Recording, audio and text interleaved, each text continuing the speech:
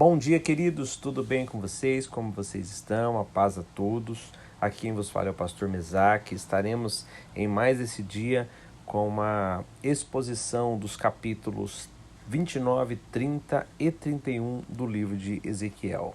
Nos capítulos de ontem, que foi o 26, 27 e 28, nós falamos da profecia contra Tiro, contra o rei de Tiro e contra Sidom. Hoje falaremos nesses 3 capítulos sobre o juízo que viria sobre o Egito. O capítulo 29 contém uma profecia contra o Egito e o seu faraó, transmitindo uma mensagem de julgamento e advertência. O capítulo começa com a declaração de Deus contra Faraó, o governante do Egito. A profecia compara o Egito a um grande monstro que habita no rio Nilo, vangloriando-se de sua própria criação e poder. Deus afirma que ele mesmo trará julgamento sobre o Egito, fazendo com que a terra e o rio se tornem desolados. E o capítulo prossegue descrevendo como o julgamento de Deus trará ruína ao Egito e às suas cidades. O capítulo trata uma época em que o Egito se tornará um deserto, habitado apenas por animais selvagens e desolado da vida humana. A profecia também inclui o prazo para a desolação do Egito. Durará 40 anos. Durante esse tempo, o Egito será humilhado e o seu poder diminuído. Depois disso, os egípcios serão trazidos de volta do exílio, mas serão uma nação humilde e não proeminente como tinha sido outrora. O capítulo 29 serve como uma mensagem de julgamento contra o Egito e o seu orgulho.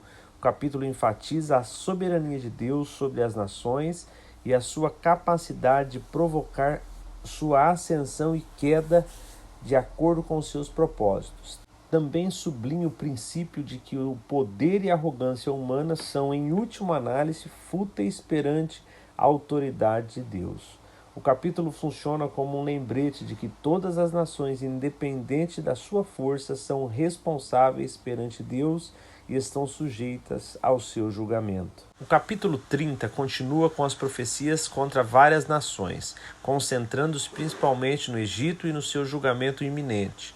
O capítulo prediz a queda do Egito juntamente com a queda de outras nações que já foram aliadas.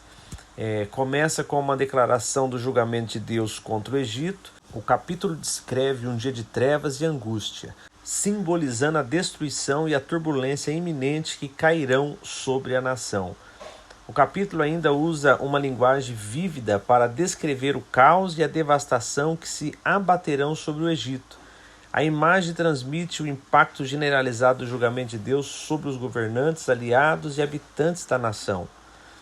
Em Ezequiel 30 também vemos a profecia contra as várias outras nações, incluindo Cush, Put, Lud e Arábia, que tinham alianças com o Egito. A queda dessas nações é retratada como consequência da queda do Egito.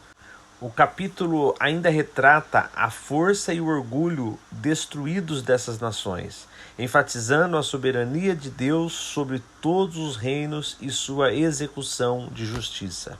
O capítulo 31 emprega a metáfora de um cedro majestoso para ilustrar a queda da Síria e as consequências do seu orgulho e arrogância.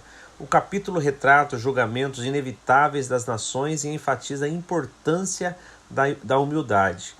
Em Ezequiel 31 começa com a descrição de um imponente cedro que representa a Síria. A árvore é retratada como sendo ainda mais alta e grandiosa do que outras árvores do jardim, simbolizando o domínio e o poder da Síria entre as nações. O capítulo descreve como o grande cedro alcançava os céus e lançava sombra sobre outras árvores, contudo, devido ao seu orgulho e exaltação própria, Deus iria derrubá-la, significando a queda iminente da Síria. O capítulo usa imagens de pássaro fazendo ninhos nos galhos para representar várias nações que antes buscavam refúgio sob o poder da Assíria.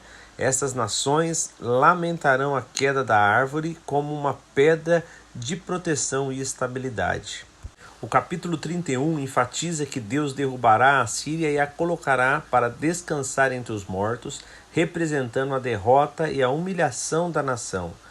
E o capítulo termina com uma mensagem sobre o Egito, abordando também a sua queda e comparando-a com a queda da Síria.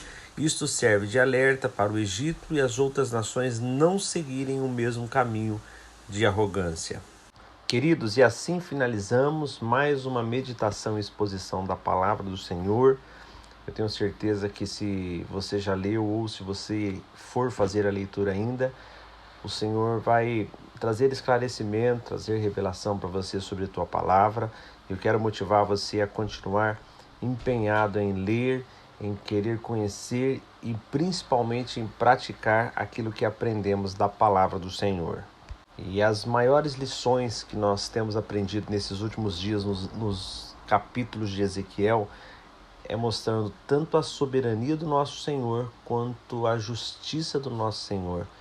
Então que você possa sempre se fiar na soberania, na justiça, mas principalmente nas misericórdias do Senhor, pois a palavra diz que as misericórdias do Senhor são a causa de não sermos consumidos. Que Deus os abençoe, que tenha um dia abençoado, maravilhoso, e que você possa meditar em tudo aquilo que você tem lido, ouvido sobre a palavra do Eterno.